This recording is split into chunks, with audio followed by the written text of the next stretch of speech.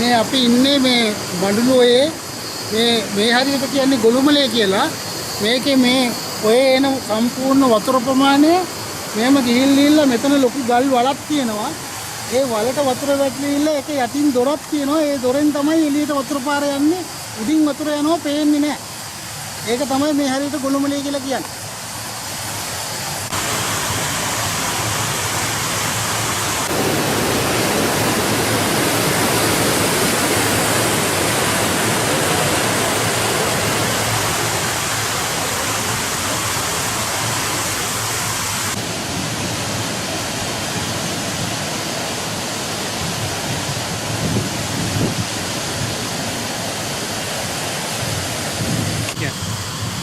අර ඔය එන වතුර ඔක්කොම ඇවිල්ලා අතන අර මේ ගල් වලට වැටෙනවා.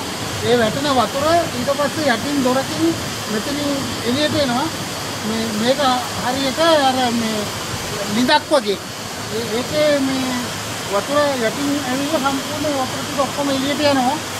ඒක තමයි මේකේ තියෙන විශේෂත්වය. මේකේ තියෙන ගල් දොරක්. නිදානියක් තියෙනවලු. ඒක යතුරු දාලාලු වලට කියන්නේ ඉතිහාස කතාවේ හැටියට. නිදානේ කොතනද කියන්න දන්නේ නැහැ. ඉතින් මේ ගල් නම් තියෙනවා, පීසුමුස් තියෙනවා. ඒවා යතුරු තබදු දන්නේ නැහැ. මොනවාද කියන්න දන්නේ නැහැ ඉතින්. ඉතින් නිදාන් තියෙනවා කියන දැනට ඔය පිට ගම් වල රටින් කොළඹ පැත්තේ එහෙන් ඔය කට්ටිය ඉතින් නාන්ටාවා විදිහට ඇවිල්ලා බලනවා. එතකොට ඉතින් සැකයි නම් වටේ මිනිස්සු ග්‍රාම සේවකට හරි කියනවා ඒ නැත්තම් කට්ටිය මේකට වෙලා එලව ගන්න. එහෙම එලවපු අවස්ථා තියෙනවද? ඔව් ඔව්. කියන්නකෝ ඒක අවස්ථාව. අවස්ථාව කියන්නේ ඉතින් මේ ඊයේ පිටේ දරන්නේ නැහැ. ඔය පහුගිය කාලෙක දැන් අවුරුදු 2-3කට ඉස්සෙල්ලා එහෙම හිටියා. ඔය ගමේම කට්ටිය එහෙම මෙහෙන් එනකොට පැන්න යන්නේ.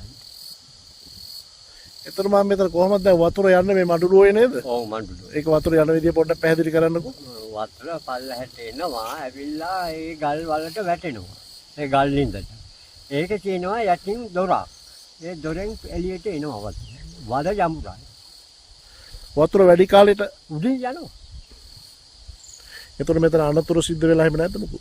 ගොනුමලේ මැරිලා තිනවා දැනට 4-5 ඩොලරක් වගේ මැරිලා තියෙනවා.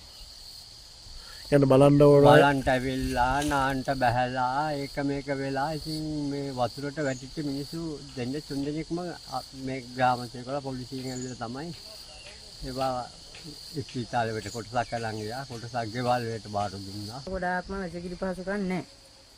ඒකට තව තියෙනවා හෝටල් නම් මනම් ඒවත් නැහැනේ. ඉන්ට සංචාරකයන්ට ගොඩාමති වැසිකිලි පහසුකම් තමයි නැත්තේ.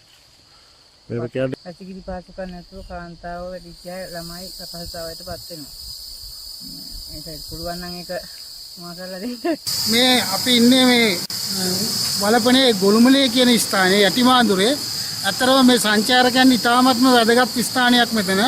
දේශීය සහ විදේශීය සංචාරකයෝ විශාල වශයෙන් මේ ස්ථානයට පැමිණෙනවා. නමුත් මේ ස්ථානයේ වැසිකිලි පහසුකම්, මාර්ග පහසුකම් සහ සංචාරකයන්ට නවාතැන් පහසුකම් මුකුත් නැහැ. ඒක නිසා විශේෂයෙන්ම අපි මේ වලපනේ ප්‍රාදේශීය සභාවේ අවධානය යොමු කරනවා විශේෂයෙන්ම වැසිකිලි පහසුකම් සහ ප්‍රවාහන පහසුකම් මේ ස්ථානයට ළඟා වෙන ප්‍රවේශ මාර්ගයේ මේවා සංවර්ධනය කරලා දෙන්න කියලා. ඒ අනුව මේ ස්ථානයේ ඇත්තටම මේ දේශීය විදේශීය වශයෙන් සංචාරකයෝ විශාල ප්‍රමාණයක් ගෙන්වා ගැනීමේ හැකියාව තියෙනවා.